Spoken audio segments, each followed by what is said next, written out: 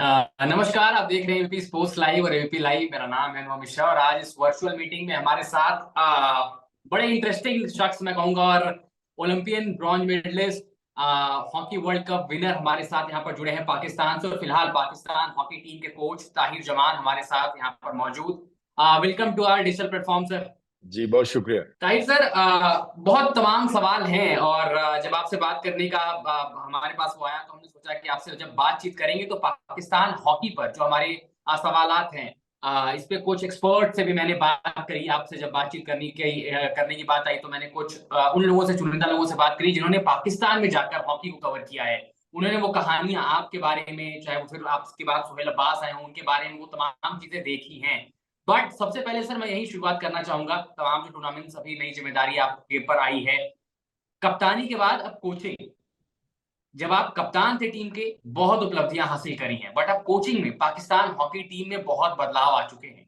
वो आप कहते हैं कि जब आप साल दर साल आप देखते हैं किसी भी टीम को बढ़ते तो वो सुखद होता है, लेकिन जब आप कप्तान थे तब तो टीम बढ़ रही थी, बट अब जब आप कोच बने हैं तो शायद टीम बेस्ट शेप में नहीं है अपने। जी अभी प्रेजेंट सर्कमस्टांसेस में देखें ना, इस वक्त तो पाकिस्तान टीम जो है वो बेहतर पोजीशन में नहीं है जो कभी किसी टाइम पे होती थी। वर्ल्ड रैंकिंग में हम 15वें से 16वें पे आ गए हैं और पहले से कुछ इम्प्रूवमेंट भी है क्योंकि 19वें पे थे तो अब 15वें पे आ गए, अब 16वें पे हैं। उम्मीद है इस एशियन चैंपियंस ट्रॉफी के बाद दोबारा अपनी रैंकिंग को बेहतर कर लेंगे हम। खेलने के बाद से मैंने एक्चुअली 2002, 2003, 2002, 2003 में स्ट्रेट वे पाकिस्तान टीम की कोचिंग स्टार्ट कर दी थी और बैक टू बैक उस वक्त चैंपियंस ट्रॉफी हुआ करती थी और हमने बैक टू बैक जी। ब्रॉन्ज मेडल जीता हुए हैं चैंपियंस ट्रॉफी में। आज काफी 8-10 साल के वक्फे के बाद आया हूँ पाकिस्तान हॉकी टीम के साथ और ये एक चैलेंज है मेरे लिए इस कोचिंग टास्क को अकम्प्लिश करना। और मुझे यकीन है इस बात का कि हमारे मुल्क में ऐसे खिलाड़ी मौजूद हैं, ऐसा टैलेंट मौजूद है कि अगर हम अपने इंफ्रास्ट्रक्चर को बेहतर करें, प्लेयर्स वेलफेयर के ऊपर काम करें, एक नेशनल हाई परफॉर्मेंस सेंटर्स में उनकी ट्रेनिंग 24/7 करें, तो हम इस गैप को मिनिमाइज कर सकते हैं जो कि वर्ल्ड हॉकी में हमारा पड़ गया हुआ है। तो ये कोशिश रहेगी इस उम्मीद के साथ कि लड़कों की जो स्किल्स हैं उनको हम सिखा सकें कि उनको सही टाइम पे सही वक्त में कब कहाँ कैसे इस्तेमाल करना है जिससे उनकी परफॉर्मेंस बेहतर हो जाए और अपने रोल्स एंड रिस्पॉन्सिबिलिटीज को कैसे परफॉर्म करना है गेम की डिफरेंट सिचुएशंस में, वो हम पोजेशन प्ले में हो, नॉन पोजेशन में हो या ट्रांजिशन फेस में हो। तो मुझे लगता है कि इस तरह से उनको एजुकेट करने से थोड़ा टाइम लगेगा, उनकी ब्रेन मसल्स मेमोरी को डेवलप करना पड़ेगा। लेकिन हम्म। हमारे पास टैलेंटेड प्लेयर्स हैं, वो ठीक अगर वो इसको फॉलो करते हैं प्रॉपरली, उनको हम एक सिस्टम में लेके चलते हैं, एक प्रोसेस की कंटिन्यूटी रहती है, तो पाकिस्तान टीम जो है वो अपनी पोजीशंस में वापस आएगी। बिल्कुल सर, आपने बड़े खूबसूरत तरीके से इसको एक्सप्लेन किया, बट आपने जो एक बीच में लाइन बोली कि जब 2002-2004 में मैं पाकिस्तान हॉकी टीम के साथ कोचिंग स्टार्ट कर दी थी, उसके बाद फिर आपने बोला कि एक गैप आया जहां पर मैंने भी वो साथ नहीं था मेरा भी पाकिस्तान हॉकी टीम के साथ, राइट।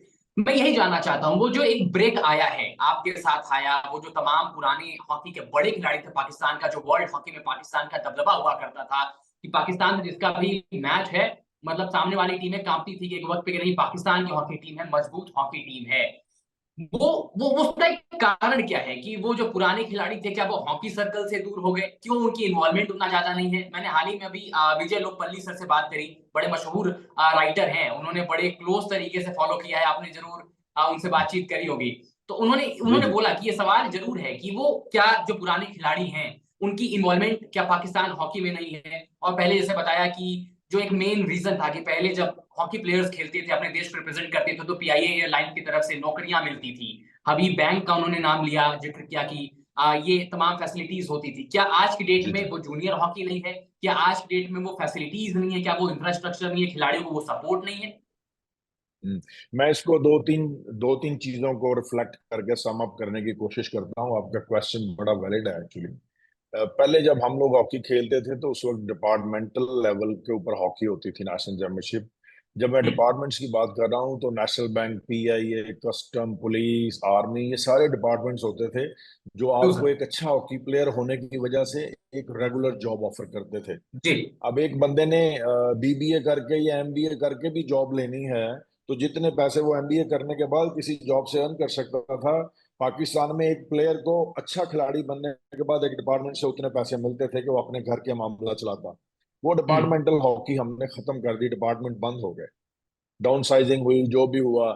उसकी वजह से ये वैक्यूम आया कि पाकिस्तान में हॉकी खेलने वाले भी कम पड़ गए। और जब अट्रैक्शन नहीं रही आपको अच्छा खिलाड़ी होने के नाते अच्छी जॉब मिलने की, तो उसमें इस चीज की कमी आ गई कि ज्यादातर लोग हॉकी खेलें। जरूरत इस चीज की थी कि उस वक्त हम प्रोफेशनल लीग को स्टार्ट करते, एक अल्टरनेटिव क्रिएट करते जहां से बच्चों को पैसा मिलना शुरू हो जाता। अगर डिपार्टमेंट बंद हम्म। हो गए हैं तो उस लीग से पैसे मिले, उसमें हम हो गए लेट। इंडिया ने वो हम्म। काम बड़ी तेजी से शुरू कर दिया, हॉकी इंडिया लीग शुरू करके, और वहां पे हम रिजल्ट्स भी देख सकते हैं। अभी भी हम उसी के ऊपर काम कर रहे हैं और हमारी कोशिश ये है कि ना सिर्फ डिपार्टमेंट वापस अपने काम करना शुरू कर दें, बल्कि हम प्रोफेशनल लीग भी स्टार्ट करवा दें। दूसरा हमसे जो कमी हुई, जो आपने पाकिस्तान के ओलंपियंस की बात की कि क्या वो हॉकी में नहीं है, हॉकी में कंट्रीब्यूट नहीं कर रहे हैं, कम लोग हैं। लेकिन हमसे गलती क्या हुई कि हमने, आपने वो कछुए और खरगोश वाली कहानी तो सुनी होगी। हम जी। खरगोश की तरह तेजी से भाग रहे थे, आगे जाके सो गए, और पीछे से कछुए आहिस्ता आहिस्ता चलते आगे निकल गए। हम जब टॉप पे थे, पाकिस्तान हॉकी टॉप पे थी, उस वक्त हमें अपने रिसर्च डिपार्टमेंट बनाने की जरूरत थी, हॉकी इंस्टीट्यूशंस बनाने की जरूरत थी, फोर्सिंग करने की जरूरत थी कि आने वाले वक्त में रूल्स बदलने के साथ हॉकी के डायनामिक्स चेंज हो रहे हैं और उनको हमें कैसे डील करना है। हमने कोचिंग एजुकेशन के डिपार्टमेंट के ऊपर इन्वेस्ट नहीं किया, हम अपने एक्सपीरियंस बेस्ड कोचिंग करते रहे। ये मेरा अपना मानना है, ये मेरी अपनी अपनी कह लें कि एनालिसिस है। अगर उस वक्त में हमने एजुकेशन पे ज्यादा इन्वेस्ट किया होता, क्योंकि हमारे सब कॉन्टिनेंट में एक बड़ी पॉपुलर सेइंग है कि अच्छा उस्ताद ही अच्छा स्टूडेंट पैदा करेगा। हाँ? जी। तो अच्छे उस्तादों का होना बहुत जरूरी था, उसमें लोगों ने इंटरेस्ट नहीं लिया, इस तरफ आए नहीं कोचिंग एजुकेशन में। जैसे आप खुद कह रहे हैं कि इंटरनेशनल प्लेयर्स नहीं आए इस तरफ, वो लोग ज्यादा तवज्जो के साथ इस शोबे को सीरियसली लेते, इस पे अपनी इन्वेस्टमेंट करते, इसको टाइम देते, तो शायद ये टाइम ना आता। सो नटशल में क्या है, जॉब अट्रैक्शन नहीं रही, खेलने वाले कम हो गए, और कोचिंग एजुकेशन में इन्वेस्ट नहीं किया, अच्छे सिखाने वाले काम हो गए, जो रूल्स बदले, डायनामिक्स चेंज हुई। लीग स्टार्ट करने की जरूरत थी जिसमें हम लेट हो गए हैं, अब शुरू कर रहे हैं। क्योंकि ये बड़ा स्ट्रांगली रियलाइज कर लिया गया है कि जब तक प्लेयर्स वेलफेयर को हम एड्रेस नहीं करेंगे, एक अच्छा सिस्टम अच्छी डायरेक्शन के साथ नहीं बनाएंगे, और उस प्रोसेस की कंटिन्यूटी नहीं रहेगी, हम दोबारा अपना खोया हुआ मकाम हासिल नहीं कर सकते। तो हम पूरी कोशिश कर रहे हैं, हमें इस चीज की आगाही है, हमें पता है कि हमसे क्या गलतियां हुई हैं, और हम कोशिश कर रहे हैं कि अपनी गलतियों को दूर करें। बिल्कुल सर, अगर गलतियों की रियलाइजेशन है तो गलतियां दूर जरूर होंगी, और आपका साथ टीम के साथ होगा तो बिल्कुल बेहतरी की तरफ टीम बढ़ेगी। बट सर, आपने चेंज डायनामिक्स की बात करी। हाल फिलहाल में जितनी हॉकी मैंने देखी है और जितने भारतीय हॉकी प्लेयर से मैंने बात करी है, चाहे ओलंपिक के जीतने के बाद हो, चाहे 2023 एशियन गेम्स की बात हो, जो डायनामिक्स की आपने बात करी कि आज की डेट में ना वो हर एक इंडिविजुअल प्लेयर को वो एक रोल नहीं देते कि आप अगर फॉरवर्ड है तो आप फॉरवर्ड खेल रहे हैं, आप अगर डिफेंस है तो डिफेंस है। हमारे अगर हरमनप्रीत कप्तान है वो डिफेंस खेल रहे हैं तो आगे जाकर फिर वो गोल भी लगाते हैं। वो एक गेम सिचुएशन के हिसाब से सबका roll on the field change होता रहता है, कभी आप फॉरवर्ड, कभी आप पीछे, कभी ये जो चेंजिंग सिचुएशंस और जो कोऑर्डिनेशन होता है ग्राउंड पर खिलाड़ियों का, क्या पाकिस्तान टीम उस पेस के साथ नहीं बढ़ पाई? क्योंकि एशियन चैंपियंस ट्रॉफी के सिलसिले में हम यहाँ जुड़े हैं, हम उसके दौरान बातचीत कर रहे हैं। एशिया में भी पाकिस्तान का दबदबा काफी कम हो चुका है सर, क्योंकि भारत से लगातार हार मिली है और बाकी जो टीमें हैं वो लगातार ऊपर जा रही है, लेकिन पाकिस्तान टीम उस पेस को मैच नहीं कर पा रही है। कारण वो चेंज इन डायनामिक्स जिसकी आप बात कर रहे हैं। हाँ, ये डायनामिक्स जो है एक फैक्टर है। देखते हैं, रूल्स जब बदलते हैं ना, रूल्स बदलने के साथ आपके लिए नए चैलेंजेस आते हैं। अगर मैं इसको बड़ा कैटेगोरिकली, बड़ी स्पेसिफिकली सम अप करूँ ना, तो 96 में जब नो ऑफसाइड का रूल खत्म हो गया, पहले ऑफसाइड होता था फिर ऑफसाइड खत्म हो गया। आप देखें कि 94 के बाद हमने कोई भी वर्ल्ड लेवल का टूर्नामेंट नहीं जीता, लास्ट 94 में वर्ल्ड कप जीते थे, उससे जी। पहले 92 में ब्रॉन्ज मेडल जीते थे ओलंपिक्स में। तो उसके बाद ऑफसाइड का रूल खत्म हुआ। सेल्फ स्टार्ट का रूल आ गया। पहले ये होता था कि 5 यार्ड पे पास करके ही बॉल चलाते थे, अब जिसके पास बॉल है उसने रोकी नहीं, वो फिर शुरू हो जाता है। तो ये दो मेन रूल्स चेंज हुए हैं जिन्होंने नए चैलेंजेस क्रिएट किए प्लेयर्स के लिए और कोचेस के लिए। और मैं आपको कह रहा हूं कि हमने कोचिंग में इन्वेस्ट नहीं किया, टू बी वेरी ऑनेस्ट। जरूरत थी कि इन चैलेंजेस को कैसे कॉप अप करना है, ये हमारे कोचेस जो हैं, ऑर्गेनाइजर जो हैं, इनको सीखते ताकि वो बेहतर तरीके से अपने खेलने वाले बच्चों की फैसिलिटेशन कर सकते हैं, उनकी उनको प्रॉपर गाइड कर सकते हैं उनकी परफॉर्मेंस बेहतर करने के लिए। तो ये डायनामिक्स चेंज हुए हैं। अब जैसे इंडिया में देखें ना, 24/7 प्लेयर्स जो हैं उनकी इतनी अवेयरनेस हो गई है, उनको अपनी उनकी सेल्फ अवेयरनेस इतनी ज्यादा है तो वो अपनी जो सेल्फ कोचिंग करना शुरू हो गए हैं। सोशल मीडिया आजकल का इतना बड़ा एक प्लेटफॉर्म है जो कि आपको इतनी ज्यादा सहूलत फराहम करता है कि आप 24/7 अपने नॉलेज को अपडेट कर सकते हैं। तो एक सिस्टम अडॉप्ट करने की जरूरत है। It's high speed ball circulation hockey, जो टोटल हॉकी आपने कहा, हरमनप्रीत आगे चला जाता है, गोल कर देता है। तो ये टोटल हॉकी के डायनामिक्स, पहले जी। ऑफसाइड होता था, फॉरवर्ड मिडफील्ड और डिफेंडर्स होते थे, वो अपने अपने हिसाब से खेलते थे, एक सिस्टम बना हुआ था। जब ऑफसाइड खत्म हुआ, सेल्फ स्टार्ट शुरू हुआ, ग्राउंड लंबी हो गई, फिजिकल कंडीशनिंग जो है उसकी डिमांड्स बढ़ गई, और उसके साथ साथ टोटल हॉकी शुरू हो गई। कोई साइड नहीं रही क्योंकि स्पेस क्रिएट करने के लिए गैलरीज नहीं रही।